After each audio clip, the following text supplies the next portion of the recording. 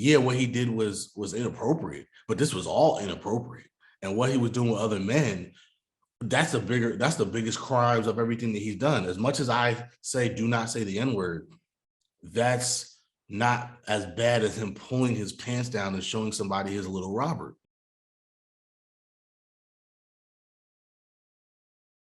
Welcome back, ladies and gentlemen.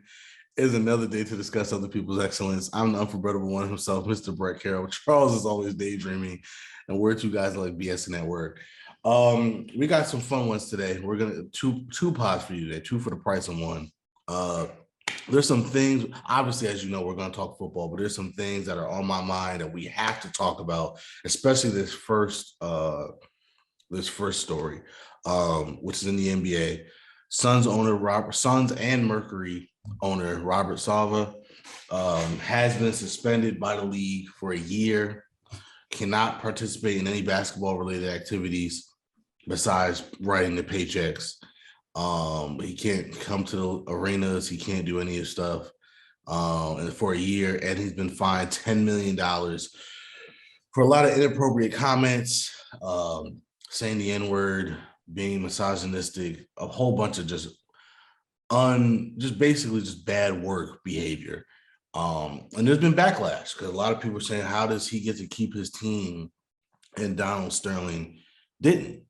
I think, and there's a lot of reasons why. The reason why the NBA, or at least the investigation, the people that did the investigation said was they didn't find evidence of a racial and sexist / misogynist intent in his behavior.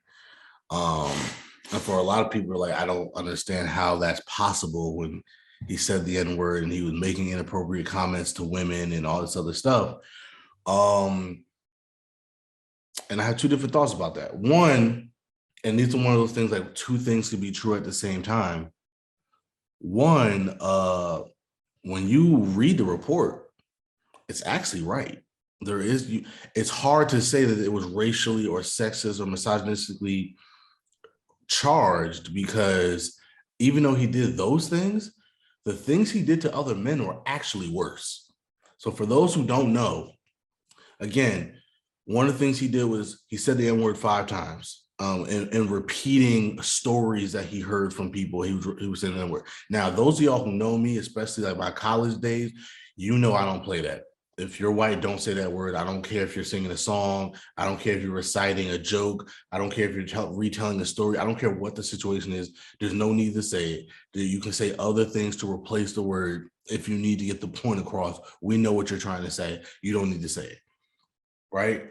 So, and even in the report, it said for the 5 times, he said it after he had been told by white and black employees that he should not say that word. So bad on him. But with that being said, is it distasteful? Yes. Is it inappropriate? Yes. Is it uncomfortable? Yes. He talked to a female employee and asked her, did she get work done, referring to her breast? Is that distasteful? Yes. Is that inappropriate? Yes. Is that uncomfortable? Yes. He sent pornography to other employees during staff meetings. Is that distasteful? Yes. Is it inappropriate? Absolutely. Is it uncomfortable? Absolutely. That's a fireable offense. But what he did to other men were actually crimes. He pulled his pants down and showed his little Robert to another male employee while he was getting a physical checkup, when he didn't have to do that. He pantsed a male employee in front of other male employees. Okay? And it said that he was dancing pelvis to pelvis with another male employee. So I'm guessing grinding. So he was grinding on another male employee. All of those are sexual misconduct / sexual harassment. You know what I mean? Those are actual crimes. So and what he did to the other men were worse than what he did in terms of saying the N-word and making inappropriate comments to women. So I can understand the language and saying, you know what? We can't necessarily say he was racist or sexistly charged or motivated, because what he was doing to men was worse than anything that he did to a black person or to a woman. Yeah, what he did was inappropriate, but this was all inappropriate. And what he was doing with other men, that's the biggest crimes of everything that he's done. As much as I say do not say the N-word, that's not as bad as him pulling his pants down and showing somebody his little Robert. Like that's just you know what I mean? That's just what it is. That's not worse than him pantsing another employee in front of other employees. I understand. And so the report is saying, like, listen, he has a really inappropriate sense of humor. And that's what the report says. And Yeah, but your honestly, boss can't do that. That's not how the world works. exactly. And so that's the one thing. Now, like I said, two things can be true. Just because it's not racially and misogynistically charged doesn't mean that the behavior is appropriate for somebody to own a basketball team. You know what I mean? Like, okay, so you're not a racist and you're not a total misogynistic pig. You're just a freak. You know what I mean? Like, yeah, you're just a terrible boss. Right. You should still lose your team. Like, and that's why I think the NBA did drop the ball on this. Because it's like, okay, so you can't prove that he's racist and you can't prove that he's a sexist, but it's still a hostile work environment. And just like I say with these players, and like I said, I'm always consistent in my messaging, right? It is a privilege to play for the NBA. There's no law that says because you're great at basketball, you should have a job in the NBA. There's no rule that says that. It's the same thing with these owners. There's no law that says because you have money, you should own a basketball team. Especially in today's society, there are so many millionaires and billionaires that I'm sure are foaming at the mouth to try to be in the NBA or the NFL or any of the other sports leagues. You don't need Robert Sarver. It's a privilege for him to own a team. Yeah, but that's not how elitism works, man. You know that. I understand that. These billionaires don't get held accountable. I understand that. And that's where I'm saying two things can be true.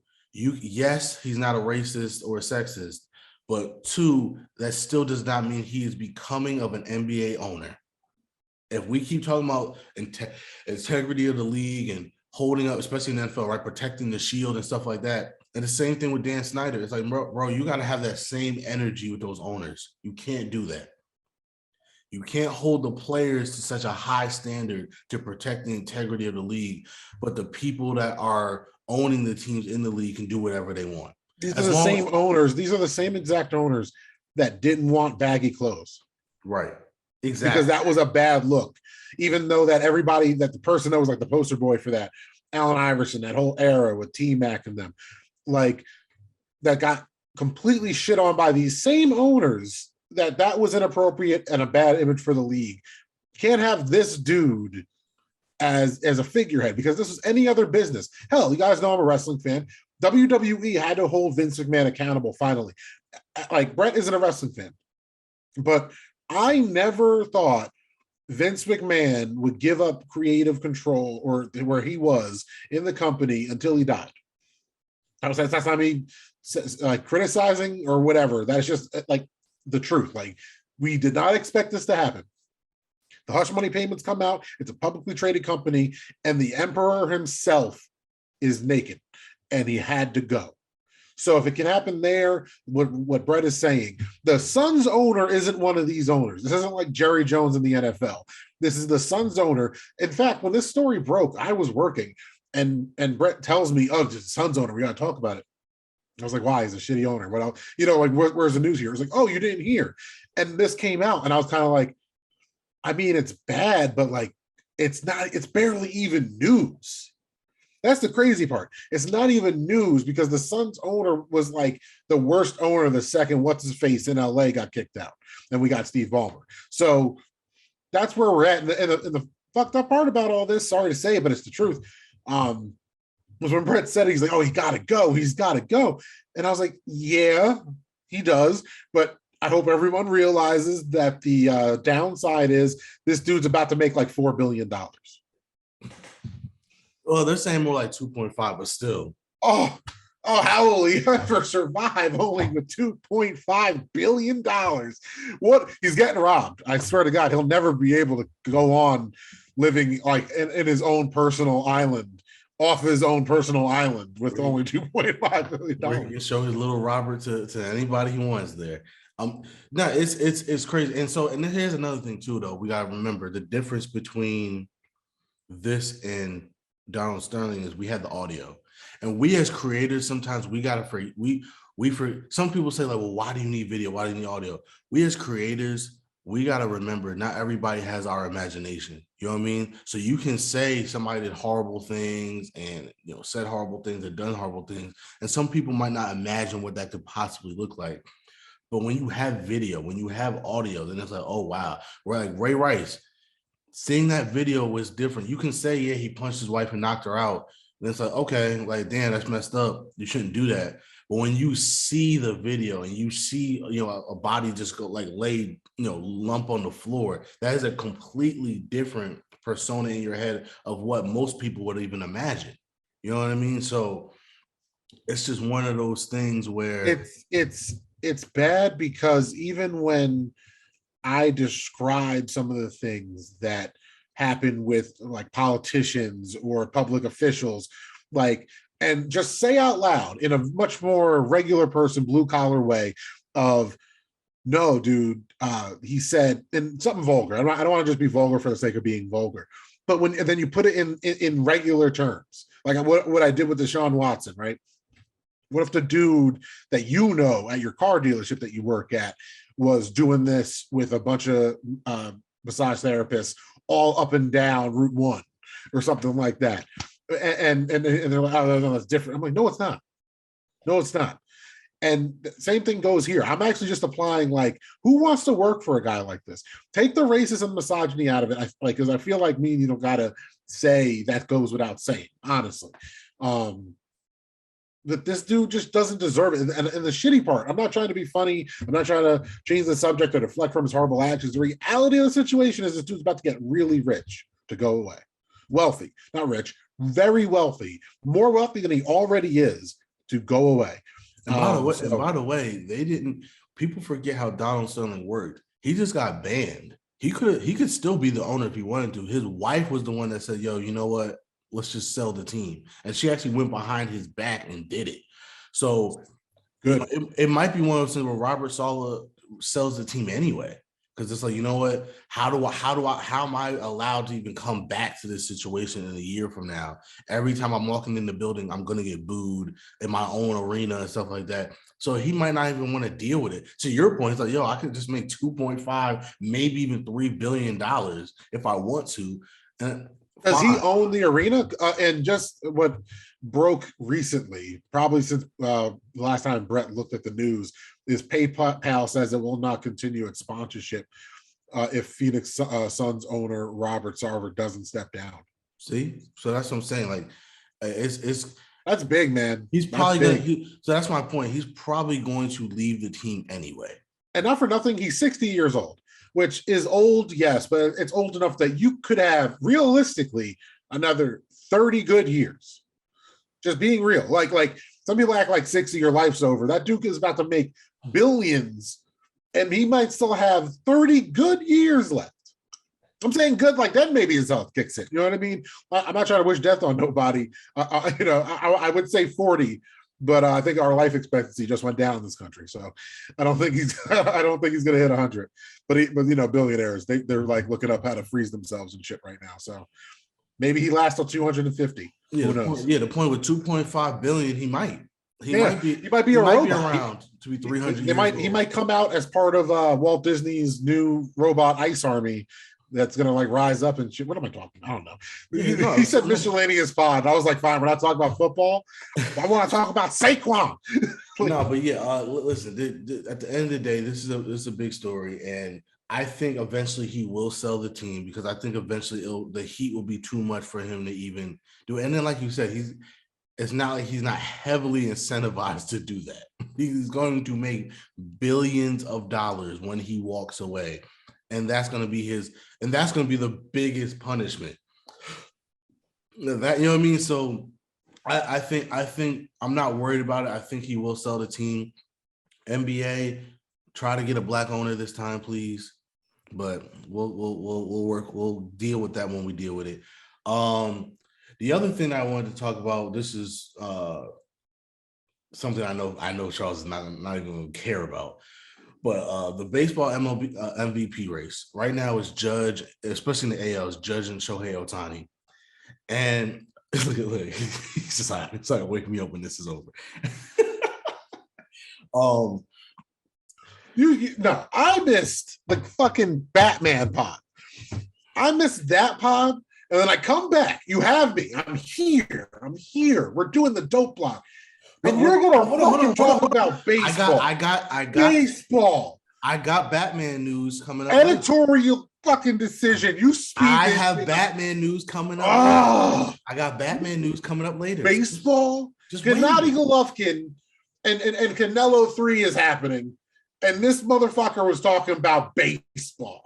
Oh my God. Baseball. So sorry, I'm talking about a major sport that's not. You ain't talked about baseball on here in like 4 years. Okay, but that just let me get to this. So here's the thing. Aaron Judge is having literally a historic career. Was on pace to break Roger Maris's home run record. For the people that hate the steroids era, the home run record. And he should win MVP. But there's a lot of people that keep saying Shohei Ohtani should win back-to-back MVPs. And the simple reason is because, he pitches and he hits. And he pitches and he hits. And he's really good at pitching and he's really good at hitting. Even though the team is 30 games under 500 in last place. But because he pitches and he hits, he should win MVP. Now, let me throw my biases out there for transparency purposes. We're both Yankees fans. He admits that he's not even like a fan. Just wake me up if and when they're in the World Series. I'm what we would call a casual. Playoffs. If I don't care about playoffs. I don't care about any of this. Yeah. But you acting like Shohei Ohtani. I know who Shohei Ohtani is. That's my I'm getting to that. So I'm a casual, but I'm a Yankees fan. Okay.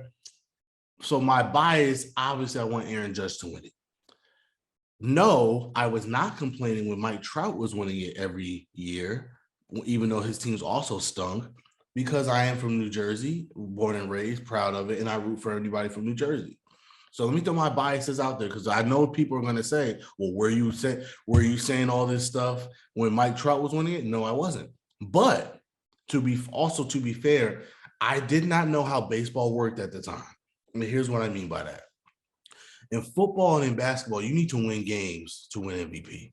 You're not going to win MVP putting up monster numbers on a bad team. When Kevin Love was, statistically the 5th best player in the NBA, nobody cared. Double-double. Yeah, nobody cared because he was on Minnesota. Matter of fact, in the NBA, you get clowned when you put up great stats on a bad team. You know what I mean? That low-key ruins your reputation. Oh, you're a stat padder, you're a stat stuffer. It's bloviated stats, it's OB stats. You know what I mean? Some people, when people want to trade for you, be careful. Is he that good or is he just a guy that puts up great numbers on a bad team because he could take all the shots? In basketball, you get clowned for putting up monster numbers on a bad team. When Matthew Stafford won the Super Bowl, a lot of people asked, should he be in the Hall of Fame? Because he's up there in career numbers. And got people like Mina Kimes said, wait a minute, let's not hold our horses. He's never been hold our horses. Let him go. Let all the horses go. He's never won MVP. I believe she said he's never been an All-Pro, and he's only been a Pro Bowler, I think, like once or twice in his career. And again, it makes sense. Because when you're on a bad team, even though you're putting up great numbers, you're not going to be a Pro Bowler over the Drew Brees of the world, the Aaron Rodgers of the world, the Brett Favres of the world, the Tony Romos of the world, like the Russell Wilsons of the world. Like, you're not going to make the Pro Bowl over those guys. You're just not. Tony Romo could probably get away with it because he plays on the Cowboys. Like, when you're playing for the Detroit Lions, nobody even cares to watch you anyway. So I grew up thinking, if you're winning MVP, it's because you're contributing to winning. When Mike Trout was winning MVP and they weren't winning, everybody was saying, well, he's the greatest player we've ever seen. That's what everybody was saying. I even asked somebody who's like a diehard baseball fan at the time. I was like, yo, is this guy really that good? Because again, I wasn't watching the Angels. And he's like, nah, man, he's really that good.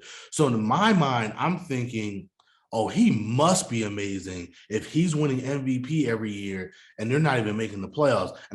And correct me if I'm wrong, comment section, but I'm pretty sure like 2 of them were like unanimous MVPs at that. So it's like at the time I did not realize that that's just how baseball works. It doesn't matter how good your team is. If you put up monster numbers, you can win MVP because baseball is literally only about the numbers. Which, to be fair, I understand that because in baseball, we always say football is a team sport. Baseball is the ultimate team sport. It doesn't matter how good you are. If the rest of your team sucks, you're not going to win.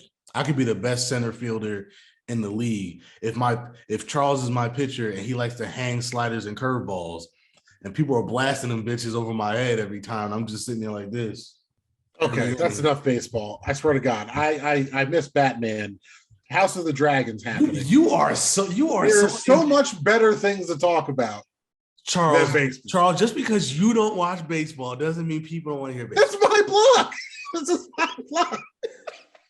Out of all the places, I can actually say, you know what? Fuck this. This is literally this box. This is all I got. This is the only thing. Can I just finish my little?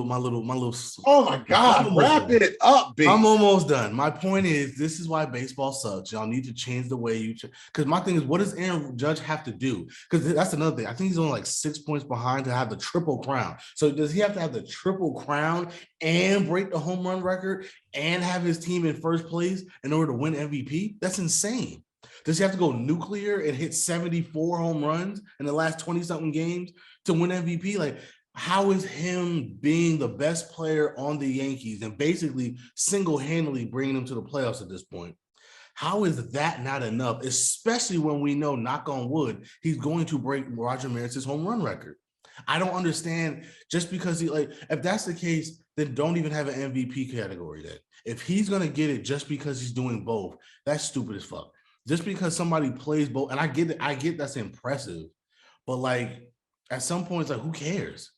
Oh, Micah Parsons plays linebacker and running back, so he just win MVP every year, even if he's not the best linebacker or the best running back, but he's doing both, and the Cowboys still aren't winning games. Should he win MVP because he's doing both? That's just silly. So for me, this is another reason why baseball is falling behind in the times, because that is such a ridiculous thought process. Is because he's doing something that we haven't seen before, and that's awesome. He got the MVP last year for doing that. Is he going to win MVP every single year just because he's doing that, even when other people are doing historic things as well? And it's not like Aaron just doesn't play defense. It's not like he's not a DH. He plays center field, and he's a pretty good one. So I don't get that. So that's just stupid. I wanted to say that. Some Batman news for you, since you missed some Batman stuff. Some Batman news for you. Brandon Fraser, who played Firefly in the Batgirl movie that got infamously cut and part of the $90 million. Thank God. Yeah, you missed that discussion, unfortunately. But but I had to be here for this. He was asked about it, and he made some comments that were very controversial because he basically said, my lesson from it is work with more experienced directors. Now, mind you, Brandon Fraser, for those of you who are too young to realize, Brandon Fraser at the time was like the biggest movie star in like the early 2000s. Yeah, he got Me Too. That's why he left. He was the victim of that. Really? Yeah, that's why he left Hollywood so abruptly. Like some producer did something to him. I'm not trying to minimize it. I don't know the details of it. Oh, did something to him? Yeah, did something to him. Oh, I thought you said he did something. Okay, because I was about no, he was the victim of it. That's what I mean. Got you. So he was one of, if not the biggest movie star in Hollywood in the late 90s, early 2000s. Who doesn't know The Mummy? Yeah, the Mummy Well, we might have some younger viewers. The Mummy franchises. You better watch Mummy. George of the Jungle was one of my favorite movies growing up. He was in everything. You ever see Airheads? Did I see Airheads? I feel like I've seen part of it. It's Brendan Fraser, Adam Sandler, and Steve Buscemi, and they're in a rock band. That sounds amazing, actually. The Lone Rangers. Okay, I haven't seen. You can't pluralize Lone Ranger. Okay, that sounds like you can't do that. That's what makes him lone. There's only one of them. That sounds like something I need to watch immediately. Bro, yeah, I have that on DVD somewhere. He's had his resurgence because he's in this new movie called The Whale, and it's getting rave reviews. and a lot of people think that he's going to win awards for it. The movie's going to win awards for it. So in the press run for it, somebody asked about, Batgirl, and he said, I think I have the quote, actually. I have the full quote because I don't want to misquote him because it's actually very important. Here it is. Fans really wanted to see the film made. Leslie Grace, who played Batgirl, was a dynamo, Fraser said. The movie was shot and conceived for a smaller screen. In this day and age that we're coming out of, between streaming services versus theatrical releases, it would up being the canary in the coal mine. What do we learn from this? Work with trusted filmmakers. So a lot of people are surprised that he said this because from everything we know, Brandon Fraser is like literally the nicest guy you can ever meet. And so a lot of people were surprised that he took a shot at the directors of the Batgirl movie. And knowing, and John Campea talked about this, and we both, watched him. John thinks that it was more of he was bigging up his, because the full quote is filmmakers like Darren, which is Darren, whoever the director is for The Whale, who was sitting right next to him. And he thinks that he was just trying to big up the film and he didn't mean to throw shade at Batgirl. I disagree. I think he was throwing shade, but I think it was constructive criticism. Because here's the thing. There's a movie also coming out called Blue Beetle, which was made the same time as Batgirl, with the same premise of it being straight to HBO Max. And yet, when David Zaslav and the figureheads at Warner Brothers decided we're not making straight to HBO Max movies, everything needs to be a theatrical release, they looked at Blue Beetle and said, oh my God, this is amazing. What do you need to make it a theatrical release? They looked at Batgirl and said, oh my God, this is horrible. We can't put this out. And so, and Blue Beetle should have been the movie that got axed. If you think about it, he's a lesser known character with the lesser known actors, way more CGI involved than any Batman movie would be. So you would think that would be the product that looked like it was streaming quality on paper, but the Batgirl movie sounds like it was bad. But that's my point. And even John Campea said the word around the street is this looked like a more expensive CW show, which is bad. And so here's the thing, me and you are old, we're out of touch with the young generation. But one of the things the kids are saying now is I understood the assignment, right? To me, this is the embodiment of that. Because at the end of the day, when you are giving a movie, and these are young directors, they did Bad Boys for Life, and I think they did some other stuff. They did some of the Miss Marvel episodes as well. But they're young, they're still inexperienced.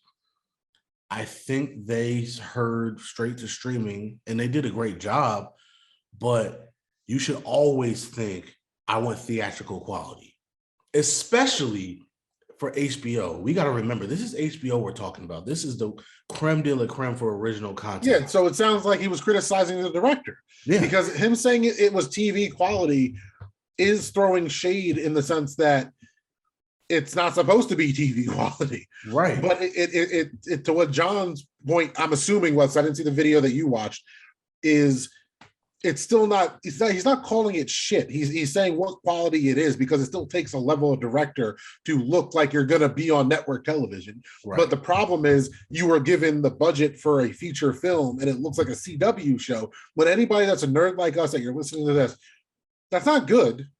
It's not. Like CW shows are good in context, like Arrow is good. Right, they're good for CW shows, exactly. And like, so, the only CW show that I really like, that I kind of like, I don't like this being like an insult, is Supernatural. That's the one I actually think about, and I'm like, that needs more respect for what they did with it compared to like Titans, right? Like, I was disappointed as hell with the finale of season 1, because if you don't have the budget to do it, don't do it. Yeah, that's it. Like, you don't have to have this villain in here. Like, you're writing it. You can be anybody and you can make the story work. So for Batgirl to be that bad, I just think, yeah, he's throwing shade because that wasn't a TV show. Yeah, it wasn't supposed to look like a TV show. And that's the thing. It's not supposed to be something that you could put on a CW television premiere, Batgirl with limited commercial interruption. Like, no, this was supposed to be HBO quality, which means theatrical quality. You know what I mean? Like, that, and the fact that Blue Beetle kind of understood the assignment and you didn't, that screws you over. Because I'm sure, again, a guy for Brandon Fraser who's trying to get back into it, by the way, who does a great job on Doom Patrol, playing the Tin Man on Doom Patrol. This is a guy who's trying to resurrect his career. This is bad on his resume. Thankfully, this movie, The Whale, seems to be amazing. I'll probably watch it when it comes out.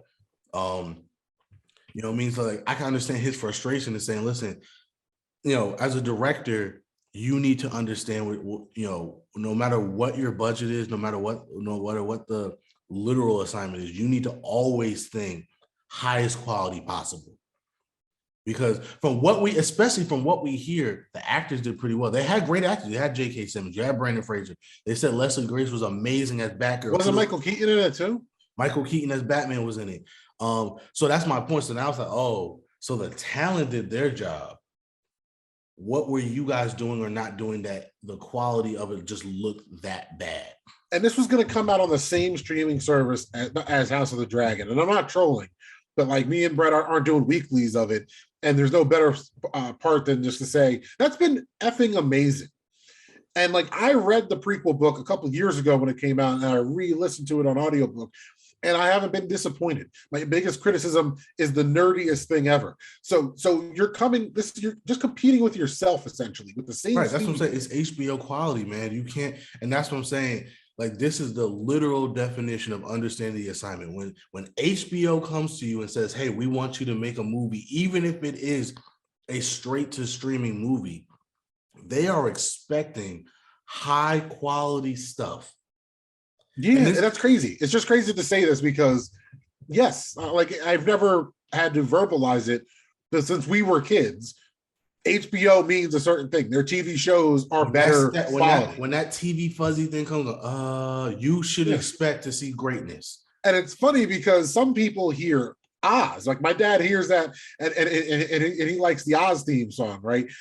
How many people think of Sopranos? How many people just went dun, dun, dun, dun, dun, dun, dun, dun. Liar. I mean, we can go on and oh my god, like we just named some of the best television ever. Like these are people's top 5 level shows. Boardwalk Empire, another Boardwalk Empire, yeah. And so that's where you're going. So if you're a music person, your label is putting out platinum record after platinum record after platinum record. All you got to do is put something out that just vibes with it. And you're giving something like Batgirl. I'm not saying it's going to be, you're starting underwater in a sense with a lot of the audience, for better or worse.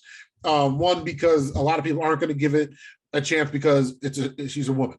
The other people aren't going to give it a chance because it's not Bruce Wayne. The other people aren't. And she was a black girl, so Batgirl. So sorry, my brain didn't even see that as a negative. I was just like, oh look, Batgirl. Like, so anyway, what were we talking about? But no, Batgirl. But the funny thing about that, it's a double-edged sword, right? So because it's Batgirl, expectations are probably already low for stupid reasons, for Robert Sarver reasons, right? Wow. But on the other hand, it is still a Batman property, which means you have to hit it out the park.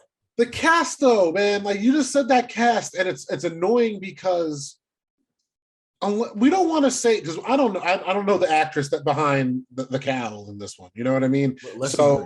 Leslie Grace, and that's what I'm saying. I'm not familiar with her off the top of my head. Like I don't know who that is. I forgot what else she's in, but that's my point. I don't know if she hit it out the park. No offense, but like she's the one that I'm like, I have faith in Brendan Fraser. We watched Blast from the Past. I don't know if you've ever seen it. It's kind of a long movie when I think about it, but it's a romantic comedy from like 1999, and Brendan Fraser is not a problem in it. Like you said, George of the Jungle.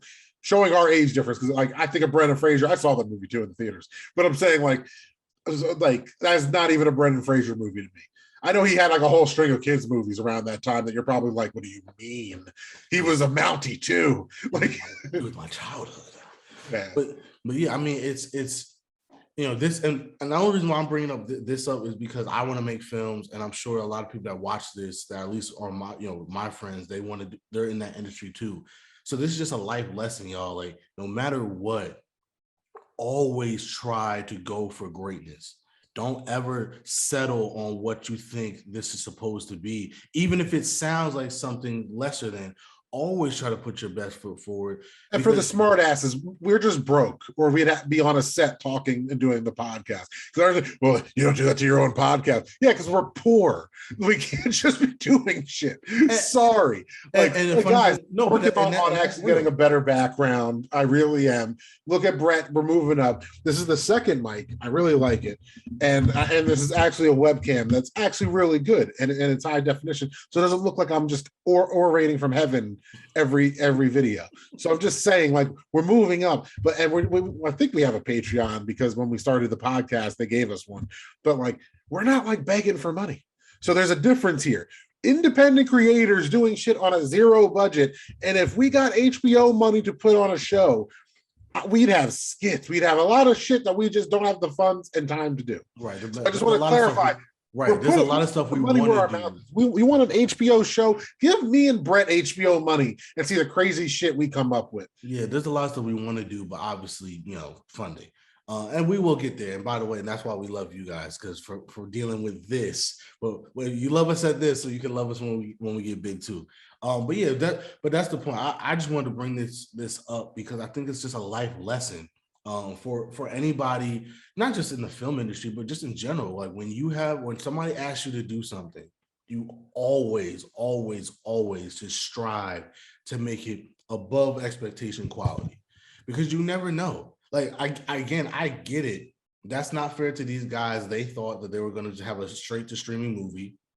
This was done way before the merger happened. When the merger happened, the new owners had a different vision. I'm sure the other guys, if they were still there, it would have been on streaming. Yeah, but that's problematic too, because the new owners want to get the bad taste out of people's mouths. So we believe in Warner Brothers again, and we believe in DC properties. And then when we see anything, kind of like with Captain America and Iron Man with the MCU, people just flock to it. That they didn't want to put this out, which is telling us enough that they'd rather get the tax write-off than this is years. This is a generational thing. And by the way, this is another reason why the old owners were terrible, because the fact that they greenlit this movie and were okay with this movie, like, that was the problem. Their mindset was just putting out content, especially just for HBO Max, because the goal was to drive everything to HBO Max. And it's like, bro, but this is why Warner Brothers and DC specifically is losing interest in the fan base, because we're just putting out anything. Like, we can't do that. It's got to be quality over quantity. And so I get it. When they first was handed this assignment, it was from old people, the old regime that had a whole different mindset. And they probably just told them, like, yeah, man, just make a Batgirl movie, have fun with it, do what you want to do. I get it. But again, you can never have that mindset. Your mindset should always be putting your best foot forward, putting your best brand in front of you, because you never know. Stuff like this happens, right? They probably never saw this merger coming. The new guy comes in and says, what the hell is this? And they're probably thinking, oh, he's not going to cut it. The movie's done. The movie was done. Literally, it was done. They had like little, editing things they had to do, back end stuff, but the movie was shot. It was reshot. It was done. And they're like, yeah, nah, that you're gone. I mean, good though. And and obviously it's for the better of the company, because again, if Blue Beetle got the okay to be a theatrical release, that tells me that that's at least a pretty decent movie that they were proud to put their name behind, because they could have cut it too. So that's just a lesson for anybody out there that's watching this. No matter what you do, whether you into fashion and clothes or media or whatever you want to do, I don't care what somebody tells you to do. Always try to put it, your gold standard on it, because you never know, like, because that's still a representation of you as well. You know what I mean? That's the point. Those other guys probably didn't care because the owners didn't care, but they got to realize they're the directors. That movie will be forever attached to their name. So even if it came out on the streaming service and it was terrible, what's stopping a studio from saying, oh my God, y'all directed that shitty Batgirl movie? Like, why would we hire you to do something else? You know what I mean? Like, so, But apparently they're good. Kevin Feige loved them on Miss Marvel, so I'm sure he'll give them some chances on the Marvel end. And I hope I hope this is a lesson for them. Like, hey, no matter what we're doing, we need to make sure that we put our stamp on it. So. Yeah, but because they didn't have the foresight, because if they had the foresight to create the content that you're saying they should have been created from jump, this is the time that people would be flocking to HBO Max, because the conversation is House of the Dragon or Ring of Power, and it's Prime and HBO Max. When if all this stuff was quality, we'd be talking about House of the Dragon, Batgirl, the Flash movie, all these things that are supposed to be here by now. And we'd be excited for everything down the road, because right now the MCU has taken a couple of L's. Like, we've liked plenty of the stuff they put out. Like, me and you have talked about it. We've liked it, but we even acknowledge, like, yeah, we'll defend Shang-Chi, Multiverse of Madness. The movies have been all right. Eternals seems to be an L that they're not even acknowledging. And the TV alone, I haven't checked out She-Hulk. I haven't checked out Miss Marvel, and that's just because of timing. But She-Hulk, I don't even plan on checking out. Doesn't look like it's catered to me. And to fit it into this conversation, it looks like a CW show. Like, I don't. This is the Disney Plus streaming content that I'm asking for, to see She-Hulk twerking with Meg Thee Stallion. Maybe I'm not the target demo, because it is a TV show. But like, none of the advertising I've even been excited for or intrigued by, and that's kind of what I judge all this stuff off of. Like, I'm more interested in seeing the character from WandaVision, like what happened with her, than whatever the hell's going on with She-Hulk. Oh yeah, I really don't care. Agatha Harkness is getting her own Disney Plus show as well. Right. I meant the girl who got the powers too. That Monica Rambeau. She's gonna be in the Marvels. Yeah. But so I'm just saying, like, stuff like that I care more about than She-Hulk, which is an L on the MCU's part. Because when all you got on YouTube is Easter egg videos hyping up other superheroes, and you know what's funny? You know what? I'm gonna say that real quick. Speaking of John Campia's show, and I forget the woman's name. I think her name was Amy. She made a great point, because they were reviewing the latest episode, and in the latest episode, it was the first episode that was just about Jen Walters, who played aka She-Hulk. And she made a great point of, she's disappointed because it was the first episode without major cameos, holding up the episode, just about her. And it was kind of underwhelming. And there was a couple plot points in there that was kind of weird, almost as if you didn't know how to fill the time. And she said, for a show that's all about bigging up this female superhero and saying that we should love her for being a female superhero, it's almost like you don't even know what to do with her. And it's like, why? And when she said that, I sat back and I thought, like, yeah. Yeah, but she's not even that's such a tired gimmick at this point, when some of the strongest characters established in the universe, the multiverse, are women.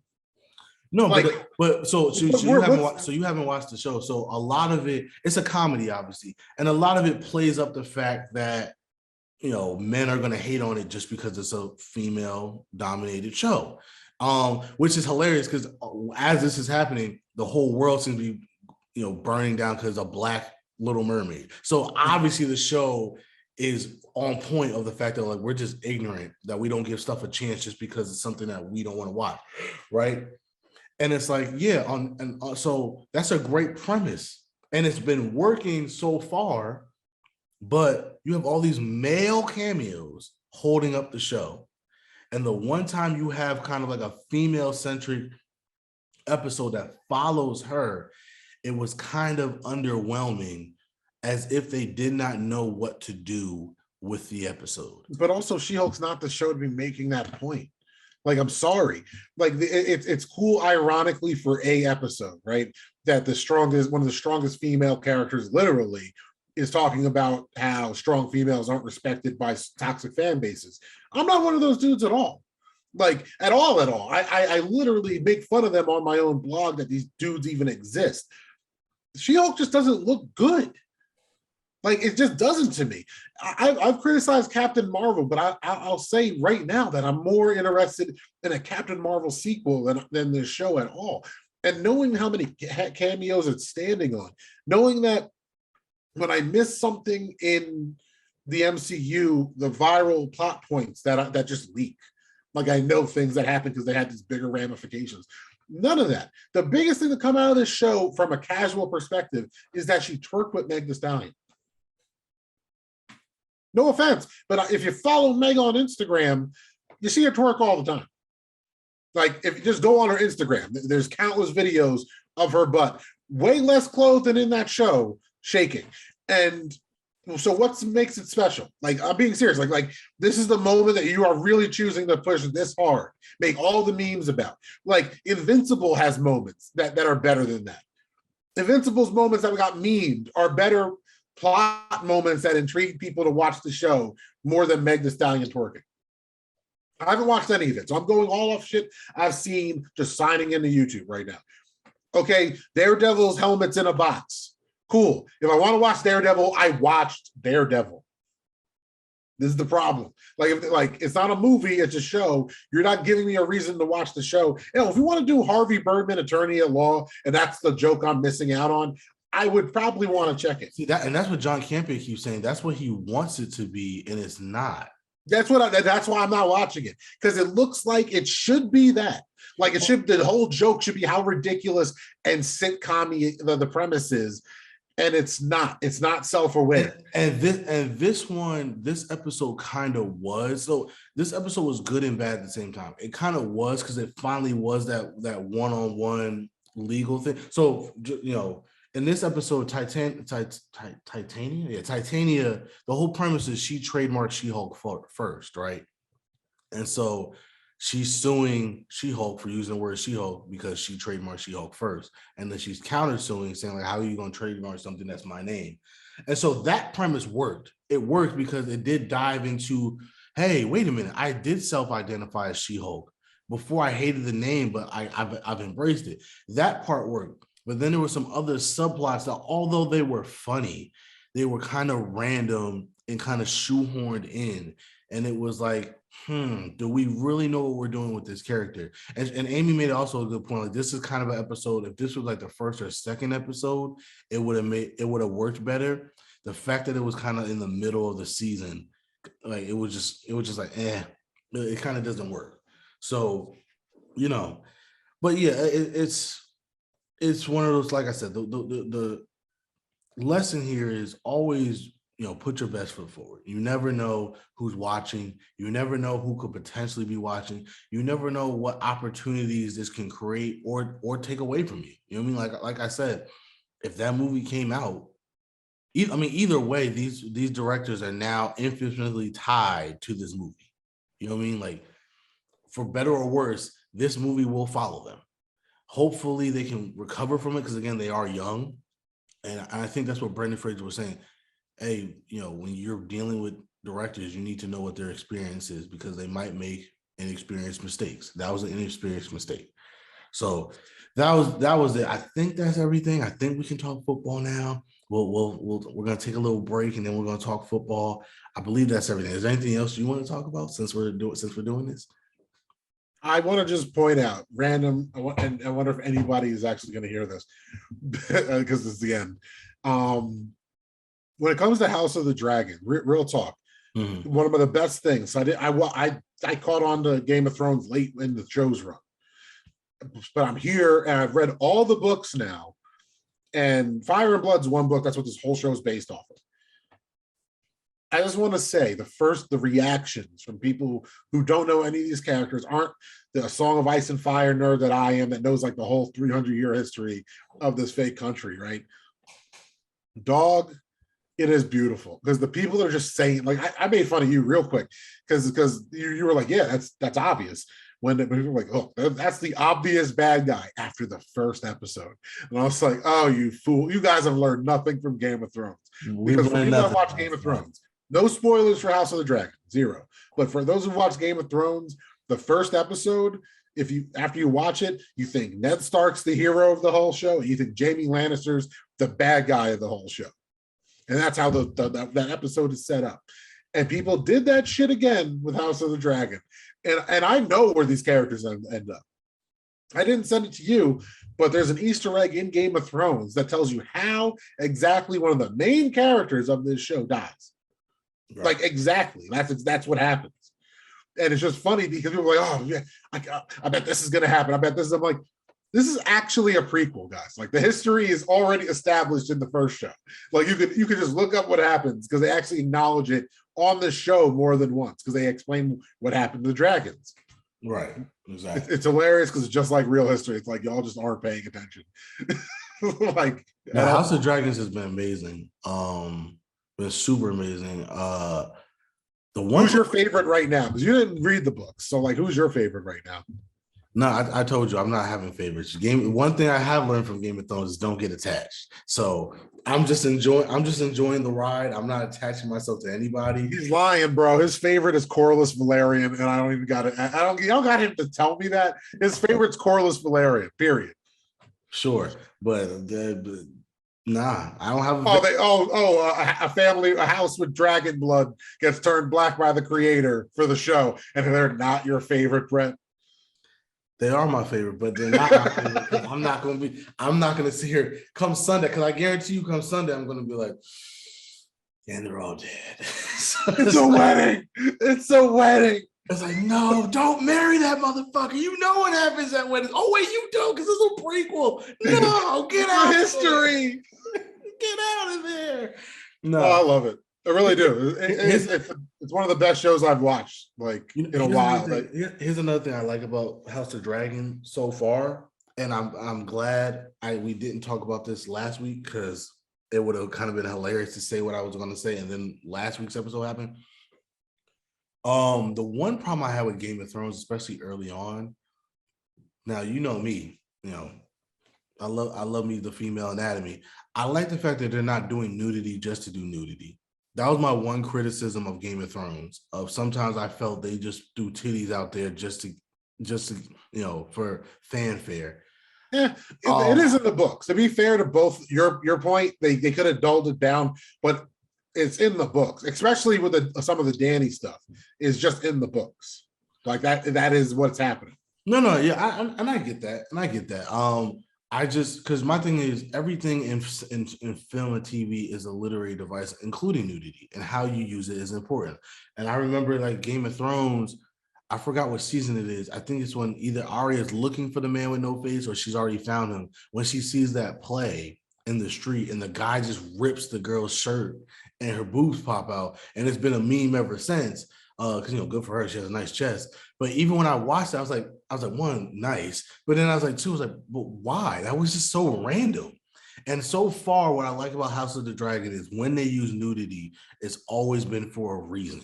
You know what I mean? It's like, okay, great, but it's always for a reason. I hope that continues, because to me, I think it dulls down the authenticity of a show or a movie when it's just nudity just to have nudity in it. It's just weird. Like, and not for nothing, it's hinted at the show, because one of the only sex scenes we've seen before the last episode was spoilers now, so bye. But spoilers. Like, is Daemon with the White Worm, Mazaria, and he couldn't really perform, and it was just like shit was going on, so whatever, guy. And then you see it's kind of hinted at with Rhaenyra, but I think it's the opposite. I could be proven wrong, because the books give you certain perspectives and hints. Because at least in the books and the show, there are hints that he actually does care about Rhaenyra. Like, that's a real emotion he has, and he doesn't care as obviously as much for Mazaria, and he doesn't care for his actual wife. Mm-hmm. And it's hinted that he's impotent and he can't really get it up. I'm not giving away spoilers for the show, but it leads me to believe that he actually has something of real feelings for Rhaenyra right now. Yeah. Because I can't remember the books, because there's a shit ton of people we haven't met because they're not born yet. People have not realized that this season is half in the past, like the actual past. So that's why everyone's like, oh, he's obviously the bad guy. I'm like, yo, these motherfuckers ain't even been born yet. You're gonna hate some of these dudes, because like, oh, you hated Joffrey? Yeah, okay. Like, No, He was a little shit. House of the Dragons has been amazing, man. I'm excited every episode. Every episode to me has gotten better and better and better. It's really good. And cheers to them, bro. Cheers to them. But all right, let's talk football. I'm down for brother one. Oh, you what? Yeah, you got to do that. Yeah. I'm gonna do all that because then we're gonna pause and get to the next one. So stay tuned. We're coming right back. But in the meantime, you can find me at Never for Bretman. That's NEVA_4 BRETT_ME on Instagram and Twitter. How about not to Chuck D on all the socials? We're at www.thedope.blog. The Dope Blog, all one word, on Twitter at _Dope Blog on Instagram. Perfect. And if you're watching this on YouTube, please like, share, and subscribe. And join us next time as we continue to discuss other people's excellence. Deuces.